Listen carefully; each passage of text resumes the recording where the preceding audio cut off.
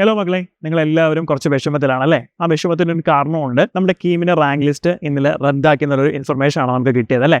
So എന്താണ് കാരണം? നമുക്കറിയാം നമ്മുടെ കീമിന് കിട്ടിയ മാർക്കും അതുപോലെ തന്നെ +2 നിങ്ങൾക്ക് കിട്ടിയ ബോർഡ് എക്സാമിൽ ഫിസിക്സ്, കെമിസ്ട്രി, മാത്തമാറ്റിക്സ് ഈ 3 സബ്ജക്റ്റിൻ്റെ മാർക്കും കൂടി 50-50 എന്നുള്ള രീതിയിലാണ് എന്ത് ചെയ്യുന്നത്, റാങ്ക് ലിസ്റ്റ് പബ്ലിഷ് ചെയ്യാൻ വേണ്ടിയിട്ട് എടുക്കുന്നത് അല്ലേ?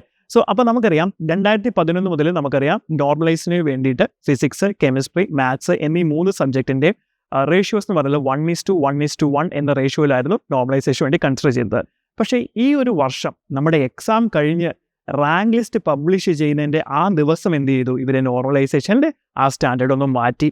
അതായത് മാത്സ്, ഫിസിക്സ്, കെമിസ്ട്രി എന്ന് പറയുന്നത് 5:3:2 എന്ന റേഷ്യോയിലേക്ക് എന്ത് ചെയ്തു മാറ്റിയിട്ടാണ് തവണ നോർമലൈസേഷൻ ചെയ്ത് റാങ്ക് പബ്ലിഷ് ചെയ്യുന്നത്. സോ ഇതെന്ന് പറയുന്നത് ഒരു കുട്ടിയെ സംബന്ധിച്ചിടത്തോളം വളരെ വിഷമകരമായ ഒരു സാഹചര്യമാണ്.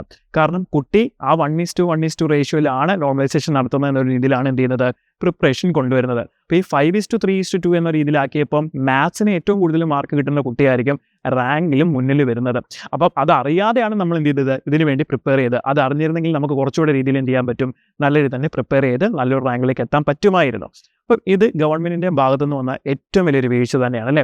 ഇതിൽ സ്ട്രഗിൾ ചെയ്യുന്നത് നമ്മൾ കുട്ടികൾ തന്നെയാണ്. ഓക്കെ, അപ്പോൾ നമ്മുടെ റാങ്ക് ലിസ്റ്റ് വന്നു കഴിഞ്ഞ ശേഷം കുറേ കുട്ടികൾക്ക് നല്ല റാങ്ക് കിട്ടി, കുറച്ച് കുട്ടികൾക്ക് അവർ എക്സ്പെക്ട് ചെയ്ത പോലെ റാങ്ക് കിട്ടിയിട്ടുമില്ല അല്ലേ? അപ്പം ഇതിനെതിരെ റാങ്കിൽ പ്രശ്നം വന്ന അല്ലെങ്കിൽ ഈ നോർമലൈസേഷനിൽ ഒരു ക്രമക്കേട് ഫീൽ ചെയ്തു എന്നുള്ള കുട്ടികളെ ഹൈക്കോർട്ടിൽ കംപ്ലയിൻറ്റ് രജിസ്റ്റർ ചെയ്യുകയും ഹൈക്കോടതി ആ കംപ്ലയിൻറ്റ് പരിഗണിക്കുകയും ചെയ്തു. അതിൻ്റെ ഫലമായിട്ടാണ് ഇന്നലെ ഒരു സിംഗിൾ ബെഞ്ച് വിധി നമുക്ക് വന്നത്, കീമിൻ്റെ ഇപ്പോഴുള്ള റാങ്ക് ലിസ്റ്റ് റദ്ദാക്കണമെന്ന് പറഞ്ഞ്. ഇതിനെതിരെ ഇന്ന് കേരള ഗവൺമെൻറ് ഒരു അപ്പീലും ഹൈക്കോടതിയിൽ കൊടുത്തിട്ടുണ്ടായിരുന്നു. ആ അപ്പീൽ ഇന്ന് ഉച്ചയോടുകൂടി കോടതി പരിഗണിക്കുകയും സിംഗിൾ ബെഞ്ചിൻ്റെ വിധി എന്താണോ ആ വിധിയെ അംഗീകരിക്കുകയാണ് ഡിവിഷൻ ബെഞ്ച് ചെയ്തത്. കീമിൻ്റെ റാങ്ക് ലിസ്റ്റ് പുതിയതായിട്ട് പബ്ലിഷ് ചെയ്യണം എന്നുള്ളത്. അപ്പം ഈ ഒരു കാര്യമാണ് വളരെ ഇമ്പോർട്ടൻ്റ് ആയിട്ട് ഇപ്പോൾ വന്നിരിക്കുന്ന ഒരു ന്യൂസ് എന്ന് പറയുന്നത്. അപ്പം നമുക്ക് എന്തായാലും ഇനി ഒരു പുതിയ റാങ്ക് ലിസ്റ്റ് തന്നെയായിരിക്കും വരാൻ പോകുന്നത്. അപ്പോൾ ഇപ്പം നമുക്ക് കിട്ടിയിരിക്കുന്ന റാങ്കിലൊക്കെ ചിലപ്പോൾ ഒരു വ്യത്യാസം വരും.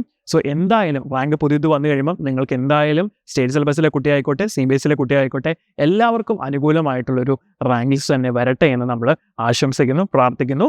സോ എല്ലാവരും ടെൻഷൻ അടിക്കാതെ, സങ്കടപ്പെടാതെ, കൂളായിട്ടിരിക്കുക. നമുക്ക് നല്ലൊരു ഇത് തന്നെ വരട്ടെ എന്ന് ആശംസിക്കുന്നു.